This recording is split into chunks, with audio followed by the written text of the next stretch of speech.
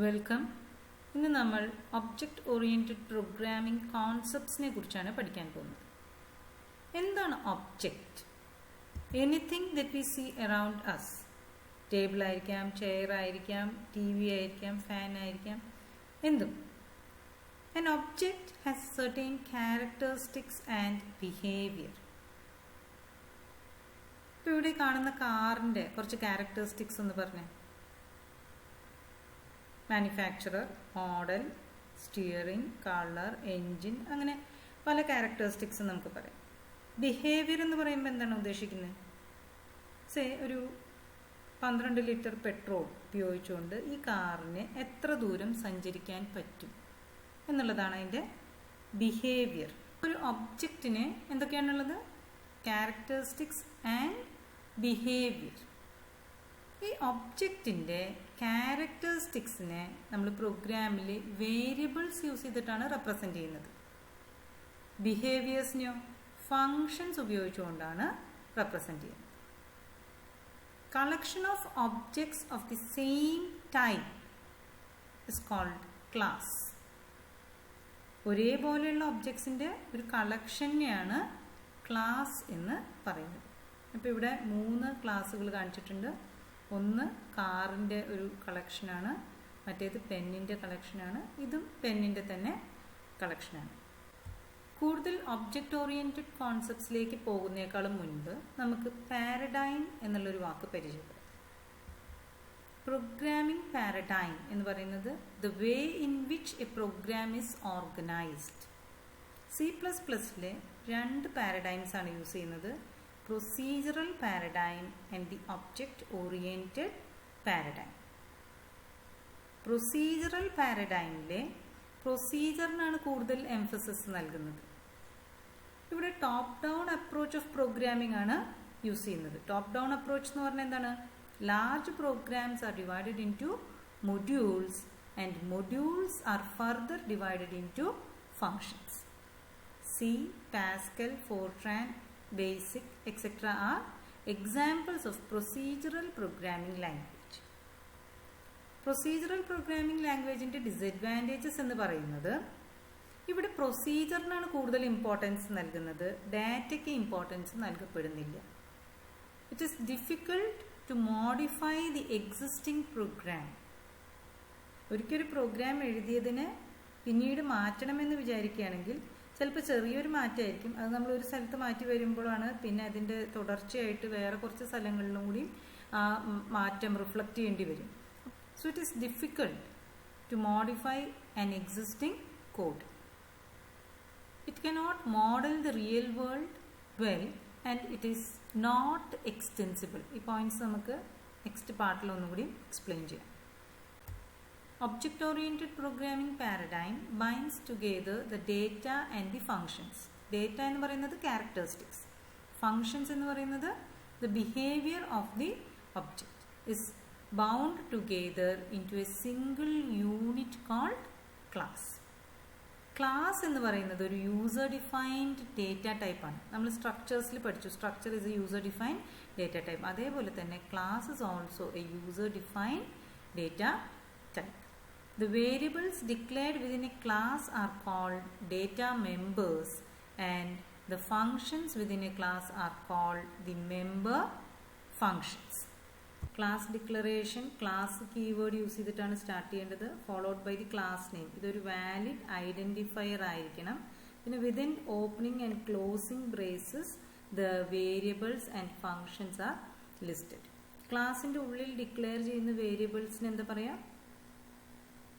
ക്ലാസിൻ്റെ ഉള്ളിൽ ഡിക്ലെയർ ചെയ്യുന്ന variables are called as the data members and the functions defined within the class are called as the member functions.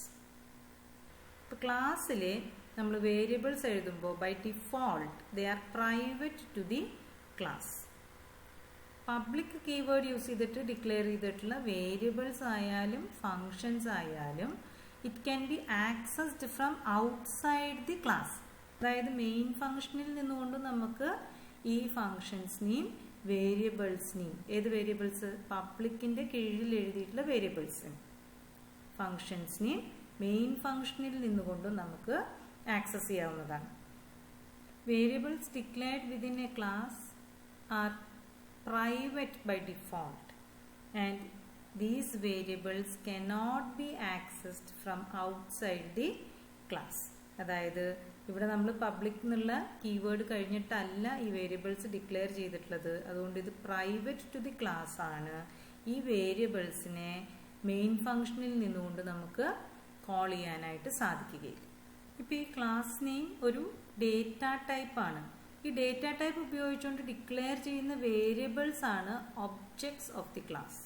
സ്ട്രക്ചറിൽ നമ്മൾ structure name ഉപയോഗിച്ചുകൊണ്ട് structure variables declare ചെയ്തതുപോലെ തന്നെ ഇവിടെ നമ്മൾ ക്ലാസ് നെയിം ഉപയോഗിച്ചുകൊണ്ട് ഒബ്ജക്ട്സ് ആണ് ഡിക്ലെയർ ചെയ്യുന്നത്. Keeping the variables and the functions together in a class is called as encapsulation.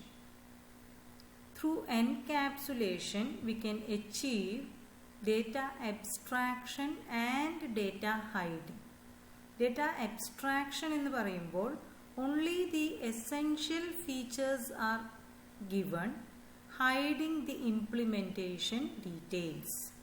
Function ഡെഫിനിഷനെ കുറിച്ച് ഒരു അറിവും മെയിൻ ഫംഗ്ഷന് നൽകേണ്ട ആവശ്യമില്ല. മെയിൻ ഫംഗ്ഷനിൽ നിന്ന് ഈ ഫംഗ്ഷനിനെ കോൾ ചെയ്യണമെന്നുണ്ടെങ്കിൽ ഈ ഫംഗ്ഷൻ ഹെഡർ അല്ലെങ്കിൽ പ്രോട്ടോടൈപ്പ് മാത്രം മെയിൻ ഫംഗ്ഷന് അറിഞ്ഞാൽ മതി. ഒരു ക്ലാസ്സിൽ ഡിഫൈൻ ചെയ്തിട്ടുള്ള ഫംഗ്ഷൻസിനെ മെയിൻ ഫംഗ്ഷനിൽ നിന്ന് ഡയറക്റ്റ് ആയിട്ട് കോൾ ചെയ്യാൻ പറ്റും ഇല്ല. ക്ലാസിൻ്റെ ഒബ്ജക്ട്സ് യൂസ് ചെയ്തിട്ട് വേണം ഈ ഫംഗ്ഷനെ കോൾ ചെയ്യാനായിട്ട്. ഇങ്ങനെ ഈ ഫംഗ്ഷൻ നമ്മൾ കോൾ ചെയ്യുന്ന സമയത്ത് ഇവിടെ കുറച്ച് ആർഗ്യുമെൻറ്റ്സും കൂടിയും നമ്മൾ നൽകാറുണ്ട് ഇല്ലേ. അപ്പോൾ അതിനെയാണ് നമ്മൾ മെസ്സേജ് പാസിംഗ് എന്ന് പറയുന്നത്. അതേപോലെ തന്നെ ഇവിടെ ഡിക്ലെയർ ചെയ്യപ്പെട്ടിട്ടുള്ള ഈ വേരിയബിൾസിനെ മെയിൻ ഫംഗ്ഷനിൽ നിന്നുകൊണ്ട് ഡയറക്റ്റ് ആയിട്ട് ആക്സസ് ചെയ്യാൻ പറ്റില്ല. അപ്പോൾ എന്താണ് ഈ വേരിയബിൾസിൻ്റെ യൂസ്? ഈ വേരിയബിൾസിനെ മെമ്പർ ഫംഗ്ഷൻസിനെ ആക്സസ് ചെയ്യാനായിട്ട് സാധിക്കും. Data members which are private to the class cannot be accessed directly from the main function. They can be accessed only through the member functions of the class.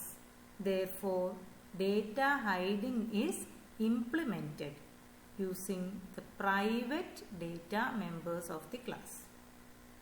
ഇപ്പോൾ encapsulation എന്ന് പറഞ്ഞാൽ എന്താണ്? Data and functions R bound together and data hiding is implemented using the access specifiers private, public and protected. In the class, default access specifier is private, whereas in a structure the default access specifier is public. As structure variables for a structure, we can declare objects for a class.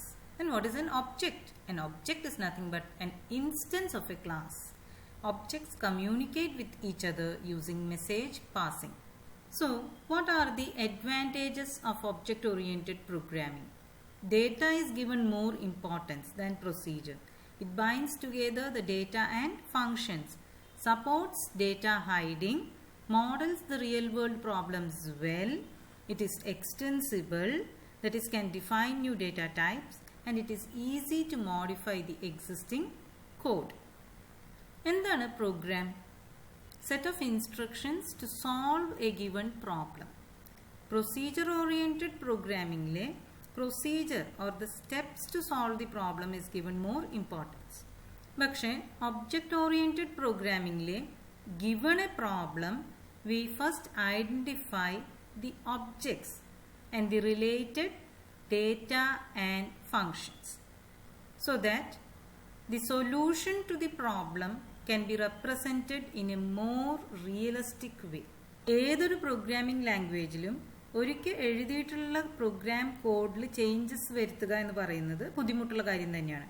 പക്ഷെ compared to procedural programming, changes in object oriented programming is more easier because the data and functions are kept in the class. Object-oriented programming concepts are object, class, data abstraction, encapsulation, modularity, inheritance, and polymorphism. Object is an instance of a class, and a class is a blueprint or prototype of an object. Data abstraction shows only the essential features and hides the implementation details. Encapsulation binds the data and functions together. Modularity partitions the program into different modules. Inheritance is the process by which one class acquires the properties and functions of another class. And polymorphism is the ability of data to be processed in more than one form. ഇതിലെ object, class, data abstraction, encapsulation and modularity നമ്മൾ already discuss ചെയ്ത് കഴിഞ്ഞതാണ്. Inheritance and polymorphism next സെഷനിൽ discuss ചെയ്യാം.